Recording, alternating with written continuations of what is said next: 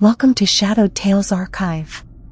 Tonight's story is titled, The Road That Remembers. Let the shadows speak. Part 1. Detour into Dusk. There's something about early winter dusk that makes everything feel like a memory. The light dies slowly, not with a bang but a long sigh. Trees blur into silhouettes, and the horizon dissolves into shades of gray-blue and fading white. That's how it looked as I turned off Route 7 and took the detour through Ashridge Hollow, a winding forest path that hadn't been used much since the 80s. Snow fell in thick, feathery clumps, blurring the road ahead. It reminded me of static on a dead TV screen. My name's Mason Vell, 34, delivery manager, husband, father to a golden retriever named Lucy and an actual kid named Eli. I don't scare easy. I'm not superstitious. I'm the kind of guy who double checks the locks but leaves the porch light off. But that evening, as I drove down that snow-slurred pass, every hair on my arm stood up like static had crawled across my skin. It started with the detour. Highway maintenance had closed Route 7 about 5 miles before my usual exit. Some semi had jackknifed it in the snow. I remember groaning and tapping my steering wheel, annoyed at the 20-minute delay. GPS rerouted me through Ashridge Hollow, a forest road I'd heard about but never taken. Locals said it was bad for tires and good for ghosts. I thought that was bullshit, until now. The road slithered between gnarled pine trees, their limbs clawing into the road like frozen hands. My tires crunched on old snow. No other headlights behind me. None ahead. It was like the world had shrunk to just my SUV, the dark trees, and the steady rhythm of snowflakes tapping my windshield. I switched the heater to high. A text buzzed on the dashboard screen. Sarah, don't forget the soup for Eli. Chicken noodle, not tomato. Love you. I smiled and thumbed a reply at the next stop sign. Got it. Miss you. There was a subtle flicker in the corner of my eye. I looked up. The trees had shifted. They weren't bending from wind. There was no wind. But the angles looked different, like they'd rearranged themselves in the time it took me to glance at my phone. The road ahead looked steeper, more twisted than it had seconds ago. Must be tired, I muttered. I turned the radio on, hoping for some dumb top 40 song to kill the silence. What I got instead was white noise. Then faintly, a woman's voice. You shouldn't be here, Mason. I hit the volume knob fast. Static. I stared at the display. It said the radio was tuned to 106.3 FM, the same channel I always used. But now it hissed like a broken walkie-talkie. I flipped through other stations. All static. Every one. That's when the smell hit me. Not blood. Not rot. Just old smoke. Like the kind that clings to a jacket after standing too close to a campfire. It filled the cabin of the car, curling into my nose, my mouth, until I coughed. I rolled down the window. Nothing. Outside, only snow, still falling, silent and soft. But now it felt heavier. Like it wasn't just falling, it was pressing down. Like the woods were sinking. Then I saw it. A figure up ahead. At first, I thought it was a deer or maybe a person walking a dog. But no, it was standing dead center in the road. Just standing. Thin. Slumped. Like someone whose strings had been cut but hadn't hit the ground yet. My headlights flickered as they touched the figure's silhouette. I slowed the car to a crawl. That's when the headlights cut out. Everything went black. I slammed on the brakes, heart pounding. Nothing but the hiss of my tires on packed snow and the glow of the dashboard lighting my pale, wide-eyed face. Then the lights flicked back on, but the road was empty. No figure, no footprints, just smooth, undisturbed snow. I could hear my own breath now, rasping in the quiet. I checked the rearview mirror, only trees behind me. I didn't see the figure again. But something told me I hadn't imagined it. Something told me it was still there, just not in front of me anymore. I tapped the gas and drove slower now. I kept the brights on, watching the road curve between rows of skeletal trees. That's when I noticed something stranger. The same road sign passed me twice. It was a rusted green metal sign that read, Ashridge Hollow, 4 miles. I'm not stupid. I wasn't going in circles. I hadn't made a U-turn. I checked the trip meter. I'd been going in a straight line, maybe a few twists and dips, but never back. And yet, the sign again. Ashridge Hollow, 4 miles. Twice. I reached for my phone to check GPS. No signal. The map app spun like a loading screen in an old video game. Nothing. I put the phone down. The air inside the car had gone cold. My breath started to fog the windshield from the inside. I turned the heater up full blast. Then I saw the same sign a third time. Not similar. The same. It even had the same bullet hole through the A. I stared at it, my stomach turning. A loop? A glitch? Then, movement. In the mirror, there was someone in the back seat. Just for a second. Just a flicker. A shape shifting in the dark. I swerved hard in my throat and slammed the brakes. The car skidded to a stop, tires shrieking on the snow-slick road. I turned around. Empty. Nothing in the back seat. Just Lucy's old blanket and an empty soda can. My hands trembled on the wheel. I blinked hard, trying to calm my breath. That's when my phone buzzed again. But it wasn't Sarah. It was from a number I didn't recognize. No contact name. Just the message. Turn around. It remembers you. And right as I read it, the road ahead changed. It was no longer winding. It was gone. Just trees. Wall to wall. A forest so dense it looked like it had been there for centuries, swallowing the road whole. I should have turned around. But instead I pressed forward, deeper into Ashridge Hollow. Deeper into the road that remembers. Part 2. A voice in the static. I kept driving even though the road was gone. That might sound insane, but my wheels didn't stop turning. The SUV rolled forward, smooth and steady, like the asphalt was still there, just hiding beneath the snow and the illusion of trees. My headlights sliced through the dark like knives through fog. All around me, branches. Dead ones. Gray ones. Trees too close to be natural. Too symmetrical. Something was shaping this path. Something that knew I'd keep moving. I checked the rearview mirror again. Still nothing. But the weight hadn't left.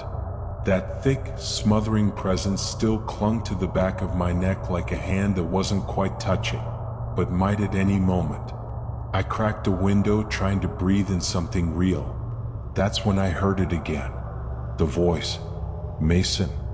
It wasn't the radio this time. It came from outside. From the trees. I stopped the car. Just stopped. For several long seconds, I sat frozen, staring through the windshield at a wall of pale pine and snow-thick silence. Then, cautiously, I leaned out the window. Nothing. Then I heard it again. Louder. This time behind me. Mason. The voice didn't sound threatening. It sounded familiar. It sounded like my mother. Except she'd been dead for 7 years. Who's there? I called out, voice cracking like old wood. My breath spilled out in clouds. No answer. Just the snow falling heavier now. The flakes looked different, thicker, almost like ash. They landed on the hood of the car and didn't melt.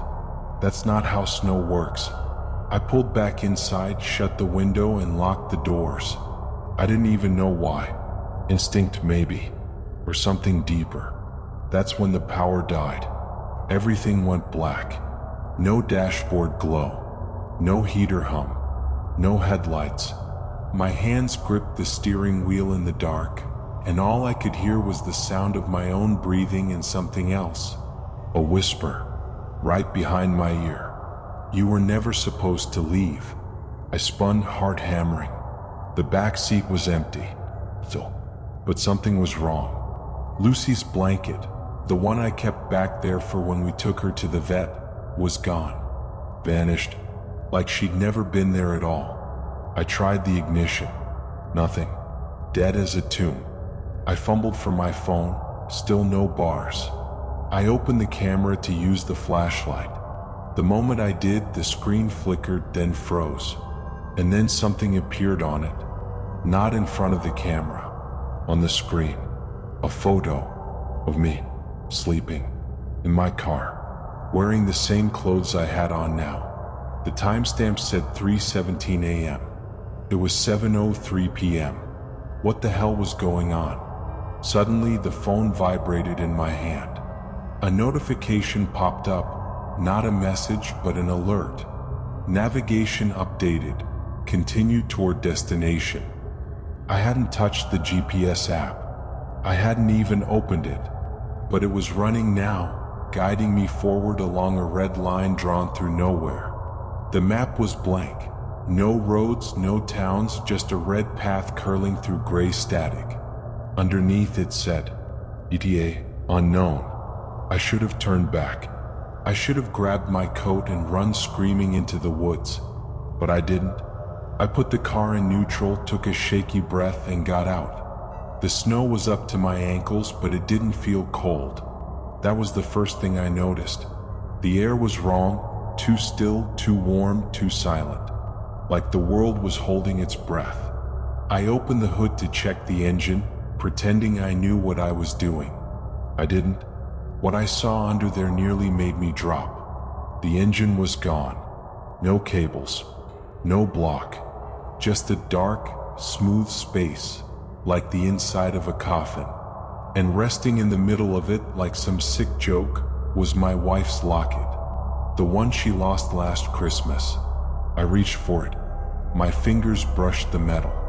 It was warm. That's when I heard something move in the woods.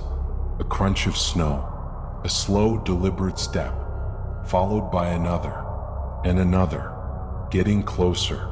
I slammed the hood shut. Who's there? I shouted into the woods. What do you want? Silence. Then the same voice from before, this time louder, clearer, and layered. Like 100 voices speaking at once through a single mouth. We remember you. I didn't wait to hear more. I got back in the car, shut the door, and tried the ignition again. It started. Everything lit up like normal. The radio came on without my touching it. Not music, not news, just static. Then woven in the hiss. Next time, bring them too. I floored the gas. The SUV surged forward, and the trees flew past like shadows unspooling from a reel. The snow thickened. The air buzzed. The GPS still glowed, showing a line through nothing. I didn't care where I was going anymore. As long as it wasn't here. As long as it wasn't with them. But deep in my gut, I knew something had already come with me. Something had crawled inside the car when the lights went out. And it was waiting. Waiting to be remembered. Part 3. The loops that breathe. The snow stopped falling. It didn't taper off, it just ceased. Like someone flipped a switch in the sky. No more flakes. No more swirling air. The windshield cleared and the sky above turned a flat, bruised gray. Not dark. Not light. Just wrong. I kept driving. The GPS line on my phone twisted through an endless stretch of black and white trees. The ED still read unknown. I should have thrown the damn phone out the window. But I didn't, because part of me hoped it was still real. That something was. The road began to curve. Not like a regular bend. I mean, it curved back on itself. Tight. Impossible angles. Like I was tracing the inside of a spiral. I noticed something else too. My gas gauge wasn't moving.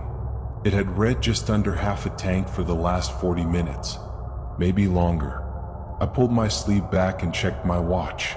7:03 p.m. Same as earlier. Exactly. Even the seconds weren't ticking. That's when I passed the same sign again. Ashridge Hollow, 4 miles. The same bullet hole through the A. Same snowdrift piled up beside it. Same smudge of red across the bottom. Except this time, I stopped. I opened the car door and stepped out. The sign didn't look aged. It looked fresh, like it had just been planted. The snow around it was untouched. No tire tracks, no prints. Like I was the first thing that had moved in this place in years. Or the last. I turned back toward the car and saw someone sitting in the driver's seat. My seat. I froze. The figure looked like me, but it wasn't. His hands were tighter on the wheel. His jaw more clenched. His eyes, they weren't scared. They were empty. Glass eyes. Reflection eyes. I took a slow step forward. He didn't move, but the headlights blinked. Once, twice, then vanished. The car was empty again, just like before. I stood in the road, snow brushing my boots, breath caught in my throat. I didn't get back in right away. I needed to make sure this was still my vehicle. License plate? Mesh. Coffee stain on the seat? Still there. But there was something new. A photo folded neatly sitting on the dashboard. I picked it up with numb fingers. It was a picture of Sarah and Eli at the lake last summer, but their eyes were scribbled out with black ink. They angry, as if someone had scratched them away. That's when I heard it again. The whisper, but not from the trees, from the photo. Bring them back. I dropped it. No, I threw it. The paper fluttered into the snow and disappeared. I scrambled into the car, started it again, and slammed the gas pedal. The road groaned beneath me. Not the tires, the road. Like a creature shifting in its sleep. Like it was reacting. And the forest grew darker, thicker, closer. I turned a corner and the diner appeared. A glowing sign in the dark. Mercer's Diner, since 1976. Neon red, buzzing, flickering. It shouldn't have been there. I hadn't seen a single building for miles, 4 hours. But here it was, just like a postcard memory dropped in the middle of a nightmare. The parking lot was empty, except for one car, my wife's. My mouth went dry. It was hers. Same dent near the bumper. Same faded baby on board sticker on the back window. But she never brought it out here. She wouldn't. Would she? I pulled in slowly, killed the engine. The diner looked untouched. Dusty windows. Old jukebox glowing inside. Familiar. Too familiar. Like I'd been here before. Or dreamed it. I stepped out into the stillness. Each footstep crunched like breaking glass. I tried the diner's front door. It opened. The bell above the frame jingled. Not a recording. A real bell. Metal against metal. Sharp and sudden. Inside was warm. Smelled like syrup and cigarette smoke. "Hey there, stranger," a voice called from behind the counter. I turned. The man standing there wore a cook's apron, gray beard, baseball cap turned backward. He looked up at me and something cold stabbed my gut. I knew his face. It was my father. But he died when I was 16. "Sit down, son," he said. Like nothing was wrong. Like he'd just seen me yesterday. My legs moved before my brain agreed. I sat at the counter. He poured coffee into a chipped white mug. Pushed it toward me. The steam rose, and inside it for a split second I saw Sarah's face. Not smiling, screaming. I shot up. "No," I whispered.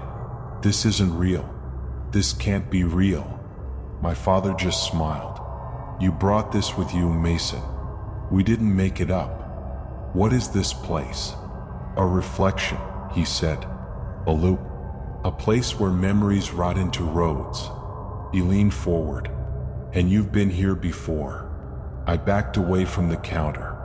My breath turned sharp. My vision blurred. No, I haven't.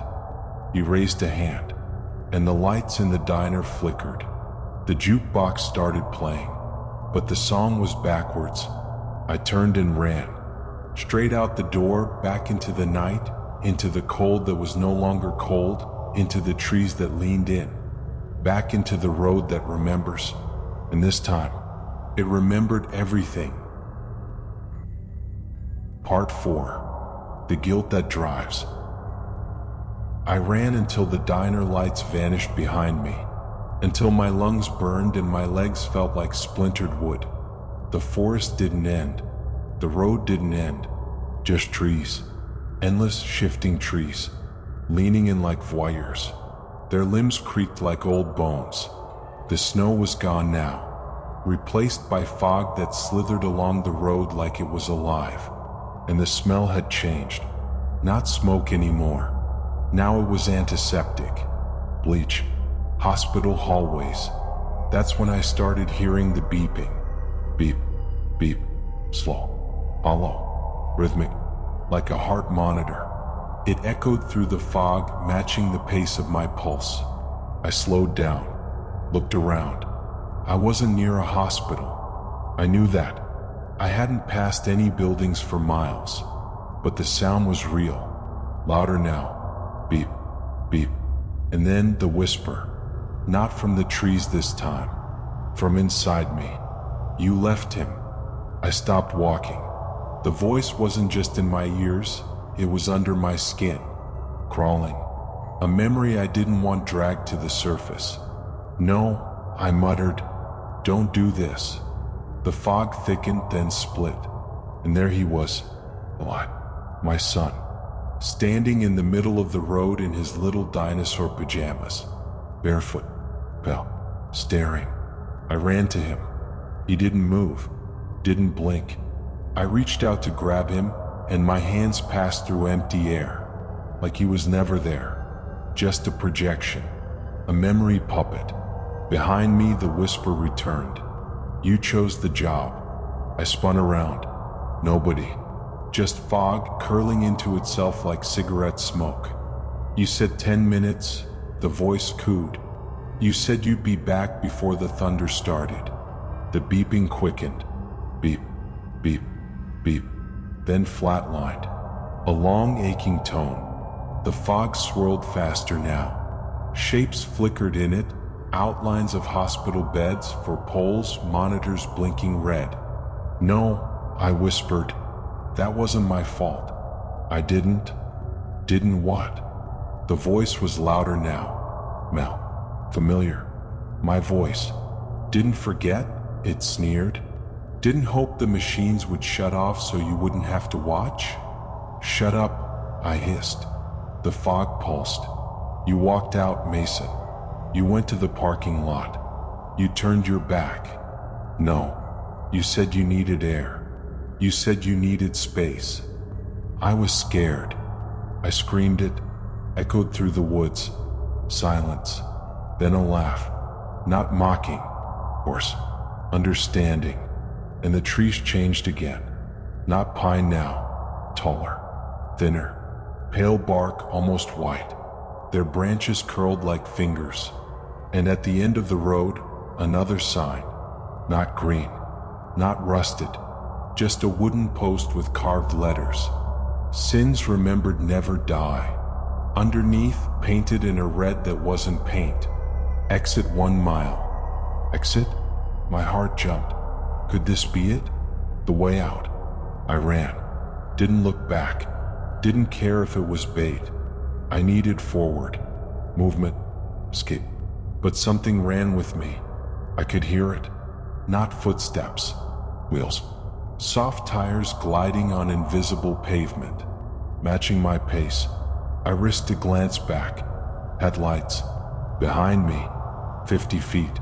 40. 30. Getting closer. I screamed and dove off the road.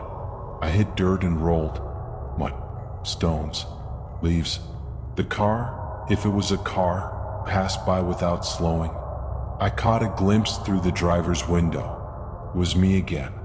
but older, eyes hollow, mouth open like he was mid-scream, but no sound came out. I stayed down, didn't move until the headlights vanished into the fog. Then I stood and found myself back on the road. Somehow it had curved again, brought me back to the center, back to the spiral. The sign still stood ahead, exit 1 mile, but now a second sign stood next to it, newer, digital, like one of those traffic signs on the freeway. It glowed amber and blinked with a simple message: remember more to move forward. I stared at it, something twisted in my gut, like the road wasn't just a prison, it was a test, and the only key was the memories I'd buried the deepest. I took a step, then another. Snow began falling again, but this time it fell up, rising toward the sky like ash in reverse, like the past trying to escape, and I walked beneath it, toward the exit, toward whatever waited at the end of remembering. Part 5. The Things We Bury. I kept walking. The fog grew thinner, but only to reveal something worse. The road had changed again. No longer asphalt, no longer dirt. Now it was linoleum, cracked beige like a hospital hallway from the 90s. Fluorescent lights flickered overhead, suspended in midair with no ceiling. Just a grid of blinking tubes hanging over an endless corridor. I wasn't outside anymore, but I wasn't inside either. This place didn't follow rules, followed memory. The walls on either side weren't walls. They were curtains. Thin, pale green hospital curtains. Each one drawn partway back. Each one hiding something I couldn't see. Yet, I kept walking.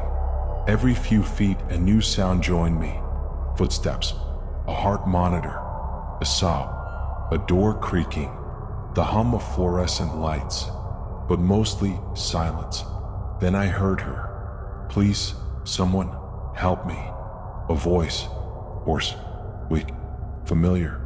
My chest tightened. I knew that voice. It didn't belong to Sarah, or Eli, or my mother. It belonged to Grace. I hadn't thought of her in years, not since the accident.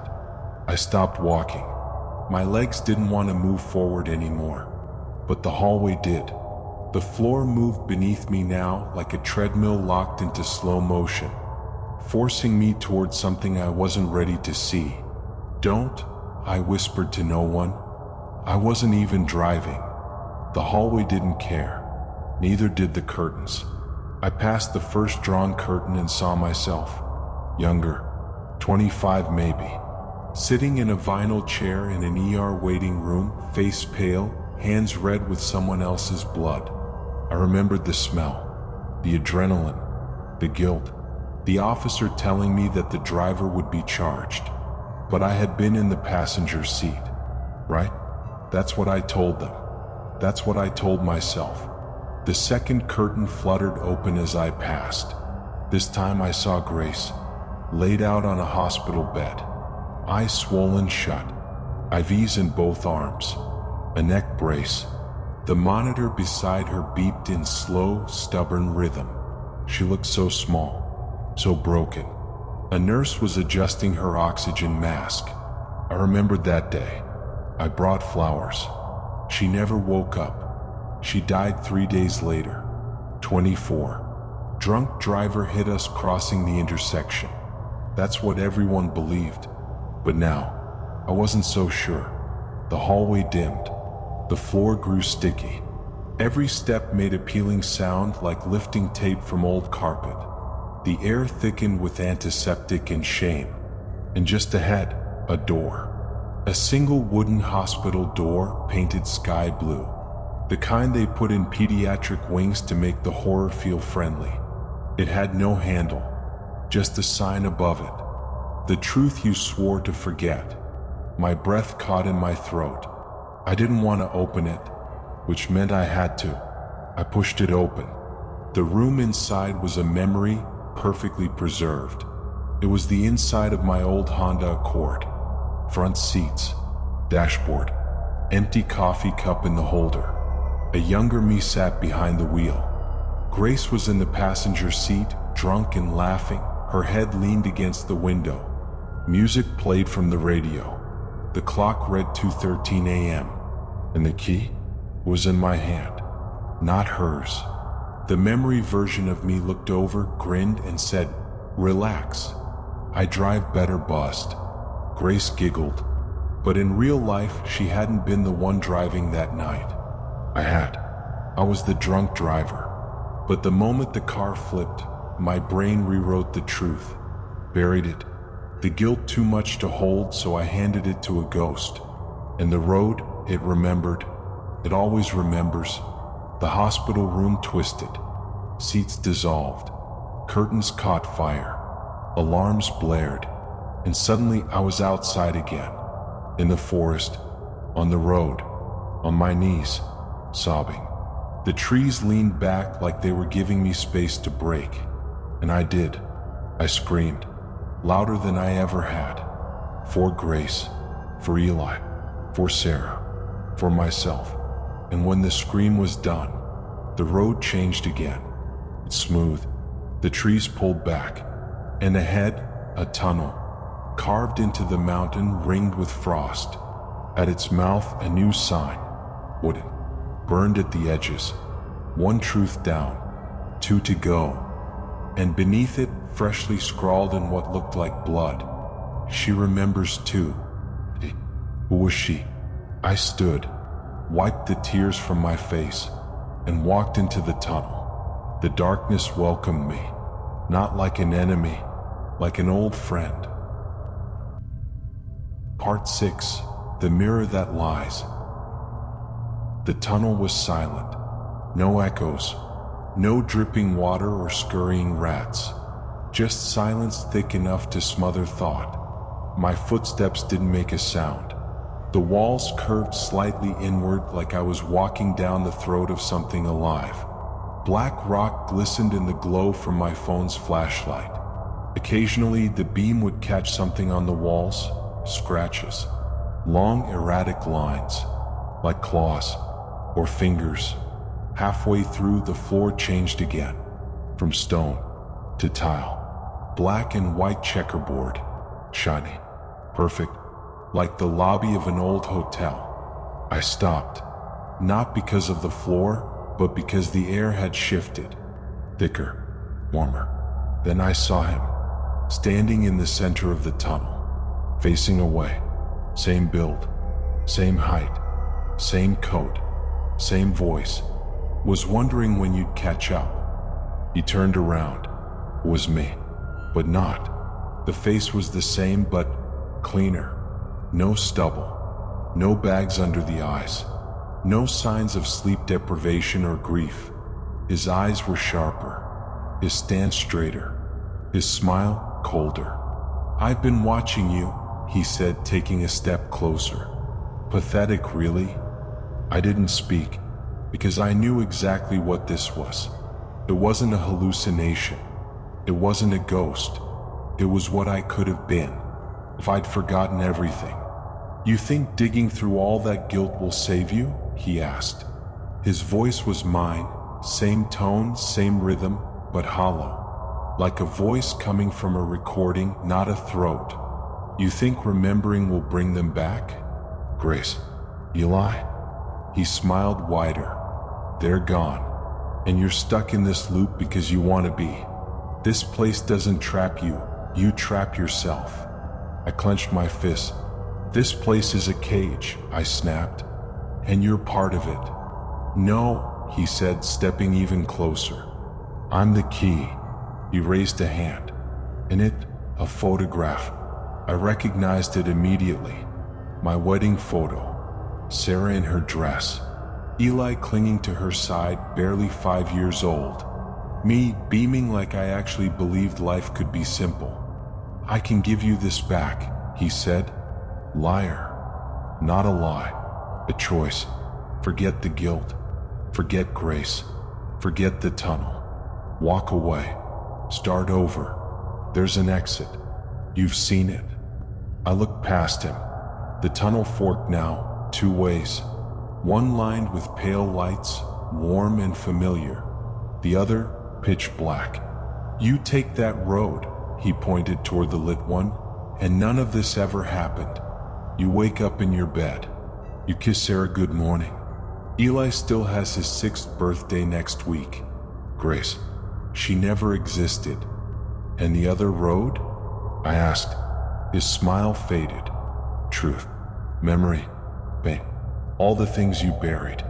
They're waiting for you there. And not just the stuff you've seen. He leaned closer. The things you don't even know you forgot. I turned toward the fork. 2 paths. One with comfort. One with scars. I didn't know she died because of me, I said. But you did, he replied instantly. You just didn't let yourself know. I turned back to face him and saw something new. Behind his eyes, flickers, faces, Grace, blood, Sarah, my mother, all staring out from within him. Trap. You're not the key, I said. You're the lock. He stopped smiling. I stepped back from the lit path, back toward the dark. His face twisted. You walk that road, there's no coming back, he hissed. You'll bleed for every memory, break for every truth. Good, I said. Maybe then it'll mean something. He lunged at me, but the tunnel folded in on him, like he never existed. I stepped into the dark corridor. No lights, no sounds, just a narrow path cut through solid stone. But the moment my foot touched it, I remembered something else. Something I hadn't thought of in decades. The man on the bike. I was 12, riding in my uncle's truck. He'd been drinking, just a few beers, he said. A man on a bicycle had crossed too quickly at the intersection. There was a loud thump. My uncle kept driving. Told me to say we hit a deer. We never talked about it again. Until now. Now, I remembered the look on the man's face before the bumper hit him. Frozen in fear. Burned into my brain. Until I buried it. The tunnel groaned. Not metaphorically. Literally. The walls cracked. Voices spilled out of the stone. Whispers. Names. Dates. Every moment I'd ever tried to erase. You're almost there, the road whispered. But there's one more truth. And this time it was one I didn't remember. Not yet. But I would. Because I had to. Because if I didn't, the road would never end. Part 7. The door without a handle. The corridor narrowed. The air turned thick, not like fog, but like molasses. Every breath felt like pulling guilt through a straw. I walked slower now, not from fear, but from weight. Something was pressing down on me. Not physical, not even emotional, just old, ancient. Like this place had been built from sorrow itself. And ahead, the final door waited. Not wood, not metal, just a black slab, smooth, shimmering, and utterly still. No handle, no hinges, no keyhole, just a message carved into the center. You were never supposed to be loved. It hit me like a punch to the chest, a phrase I'd heard before, not from strangers, from him, my father, years ago. In the middle of an argument I never wanted to remember, but now I had to, because the door didn't need a key, it needed pain. The corridor flickered. For a second, I wasn't standing in stone. I was 10 years old, in the garage. My father had just broken the door off its hinges in a drunken rage. My mother was crying in the kitchen. I had tried to stand between them. You think that makes you brave? He'd spat. You think standing there makes you a man? You were never supposed to be loved. You were a mistake. Those words had splintered something inside me, and I buried them. So deep, even I forgot they were real. Until now. The door pulsed once, then twice, then opened, without a sound. Behind it, a room. circular. Walls covered in mirrors, dozens of them, but none of them reflected me. Instead, each one reflected a version of me. Some were twisted, bloody, some were laughing, some were screaming, some were children, some were old, but none of them saw me, except one. At the far end of the room stood a mirror unlike the rest, taller, framed in bones, and the version inside it stared right at me. He wasn't angry or sad. He looked hollow, like he'd been emptied out long ago and forgotten what it felt like to feel. He raised his hand. I didn't. He grinned and spoke, not out loud, inside my head. You built this place, Mason. I shook my head. No.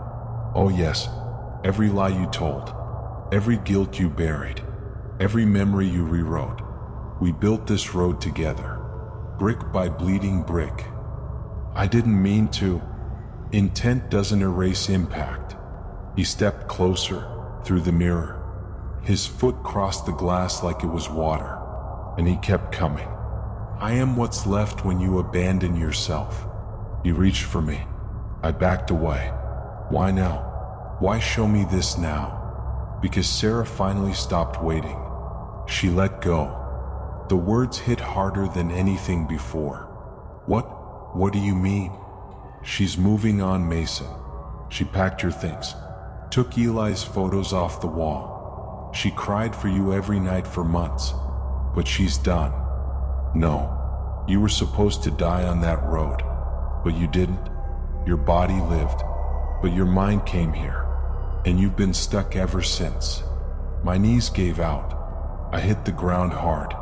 Tears spilled out before I realized I was crying. She still loves me, I whispered. Yes, the reflection said, crouching beside me. But she had to choose between loving you and surviving you. He placed something cold in my hand. I looked down. It was my wedding ring, but not as I remembered it. Cracked, burnt, the inside engraved with something I'd never seen before. Forgive doesn't mean forget. I looked up. The reflection was gone, and the mirrors shattered all at once. The room trembled, stone crumbled, and through the cracks I saw stars. Not sky, not clouds, stars, endless, cold, watching. The road wasn't just memory, it was punishment, but also possibility. The tunnel behind me collapsed. There was no going back, only forward, only through. A staircase descended into the stars. Each step lit itself as I approached. One by one, the weight began to lift, not because I was free, but because I had earned the burden. And now I had to carry it, toward the end, toward the last choice, toward home. Part 8, where the road ends. The staircase went on longer than it should have. Downward, always downward. The stars above blinked like eyes growing more distant, and below, only silence.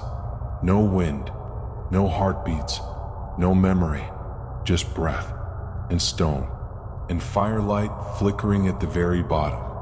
I stepped into the final chamber. It was nothing like I expected. No hellscape, no courtroom of cosmic gods, just a quiet room carved into the mountain. Wooden floor, a table, 2 chairs, and a fire burning in a stone hearth. Sitting at the table, sipping from a chipped mug, was Sarah. She looked the way I remembered her from our last good day. Hair tied back, eyes tired but kind. That soft cardigan I always teased her about, the one she refused to throw away. But she didn't smile. She didn't cry. She just stared. I waited, she said. Her voice was calm, gentle, like she'd been rehearsing this moment forever. I waited for you to come back. For years. I didn't speak, because what could I say? She gestured to the chair across from her. I sat. The wood creaked under my weight. The fire crackled. A breeze stirred the room, though there were no windows. She set her mug down. I tried to hold on, she said, to your voice, to your face, to the way you used to laugh when Eli snuck ice cream at midnight. She looked me in the eyes. But you faded. I lowered my gaze. I'm sorry, I whispered. You were always sorry, she replied. Not with malice, with mourning, and always too late. I didn't mean to disappear. You did, she said quietly. You chose to forget. And the road doesn't let go of people who lie to themselves. She reached into her coat pocket and pulled out something wrapped in cloth. She slid it across the table. I unwrapped it. It was a car key, my old Honda's. Attached to it, Eli's toy dinosaur keychain, the one he lost the week before I vanished. I stared at it. I want to come home, I said. Her eyes welled, but she didn't blink. You can. I looked up. Hope bloomed raw and painful. But, she added, you won't come back whole. I nodded. I don't need to. She stood, walked to the fireplace, and whispered something into the flames. They flared bright and gold. Behind her, the wall dissolved, revealing a road, straight, lit by lanterns, snow falling gently, and for the first time, no trees, just a path, clear, open. There's a price, she said. I knew there would be. One truth stays behind. You don't get to keep everything. That's how the road balances itself. I stood, stepped to her side. What truth? She placed a hand over my chest. You don't get to remember this. Not the tunnel. Not the mirrors. Not the guilt. Not me. Pause. You'll live. You'll wake up. But the road will keep the part of you that remembers why. I looked at her.